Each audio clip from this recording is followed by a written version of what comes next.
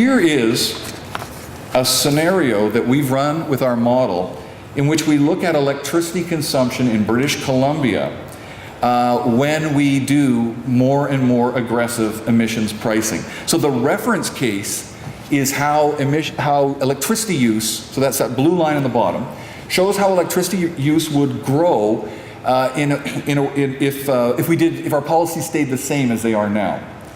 And or at least the red one is probably closer, the next line below it, to what will happen in the policies that we've already started to implement here in British Columbia.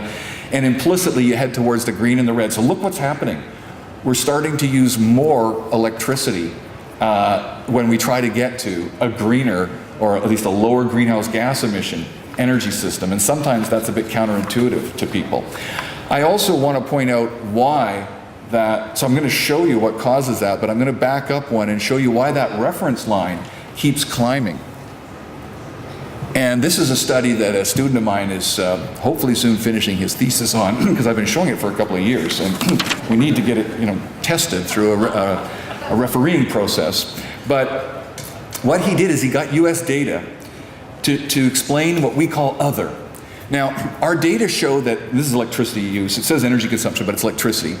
Our data show that, yes, with government regulations, especially US regulations and so on, that the major appliances have gotten more efficient over time. There's something that says major appliances up there, but it's not major appliances. It's not like the fridge and the stove and so on, and the dishwasher and the clothes dryer. This idea of major appliances is what we call like a garbage compactor or something. People buy all sorts of stuff, we all do it. And so those things have climbed, while we've gotten other things more efficient, from especially since 1992 or 3, they've climbed to the point where they're now 3,000 kilowatt hours a year.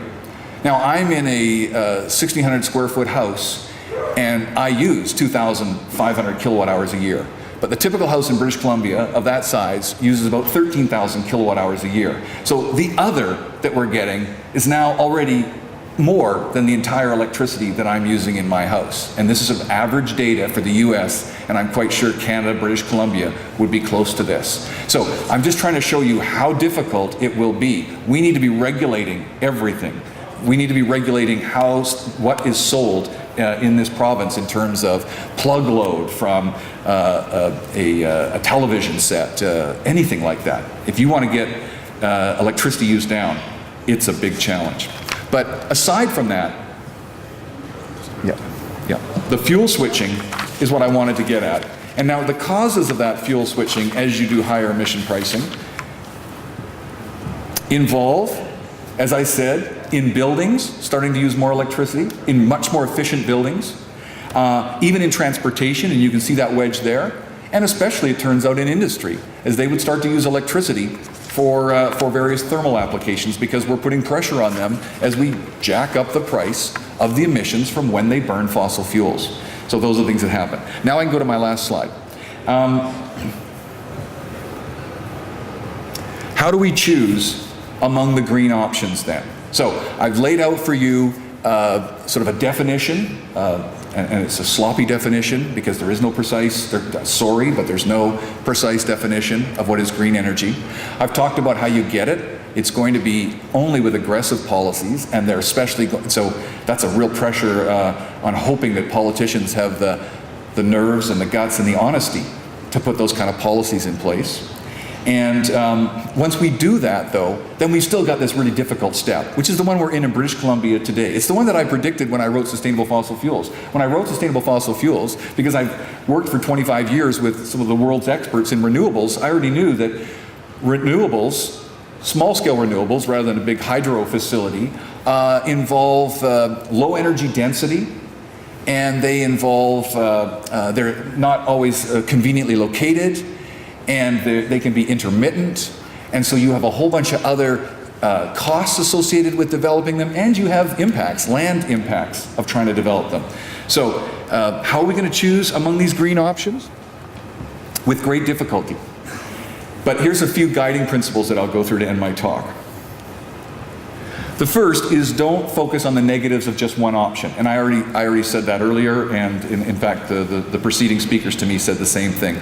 All options have negatives. They all have impacts and risks. So I'm sorry, you can't look at the world in a nice simple way of good guys and bad guys. You're going to have to engage in a mature, adult analysis of trade-offs. You can't avoid it. That means you should also avoid a priori conclusions, though, like small is beautiful, or decentralized is better, or large hydro is better than small hydro, or small hydro is better than large hydro. I've heard all of these things with great conviction by different people. It's just not that easy. It'll depend on the circumstances, on the region, and so on. So to do this properly, you need to establish clear objectives, economic, environmental, social, evaluative criteria, costs, the local environmental impacts, the global impacts, what are the local community interests, the First Nations interests, provincial interests. You're also going to have to pay attention to cumulative effects. Now, in the case of greenhouse gas emissions, this is easy, right? That's why we should go for low greenhouse gas. But what about when it's a case of a river basin? That's not easy. I mean, we need to be doing that. I know there are, I criticized the provincial government at some point that they weren't doing this enough at a talk I gave a year ago, and I got inundated with some old colleagues of mine and former students of mine who are in the Ministry of Environment who said, wait a minute, we're actually doing a lot in that regard. I'll still argue you can do more, but I mean, we need to be working on the cumulative effects. The next one's an obvious one. We need to seek broad participation and consensus.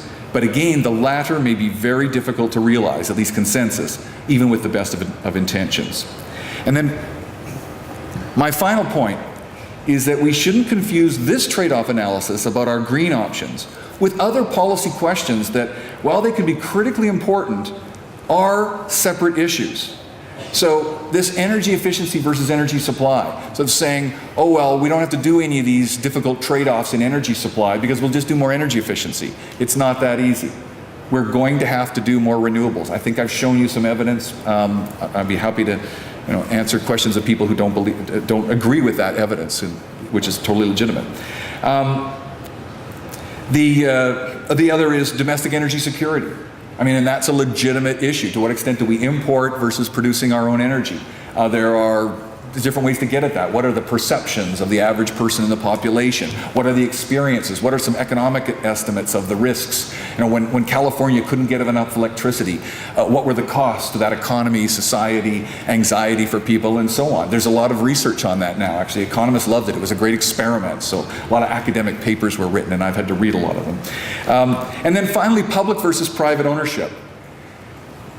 The development of small-scale renewables around the planet has been done almost entirely by private companies taking risk, independent power producers. This has happened in left-wing jurisdictions and right-wing jurisdictions. It's happened where people really believe in public ownership of their energy system, like Quebec or Manitoba with an NDP government, and it's happened in much more right-wing areas as well. So that's an important debate, and I think it's great to have that debate, but again, it's really damaging in terms of your green outcome if you're going to roll that debate and assume that it's inextricably linked with the debate about should we be doing, do we need to dramatically increase the amount of renewables that we have here in the province. So I'll end with that, and hopefully we have time for a couple of questions. Thanks very much for your attention.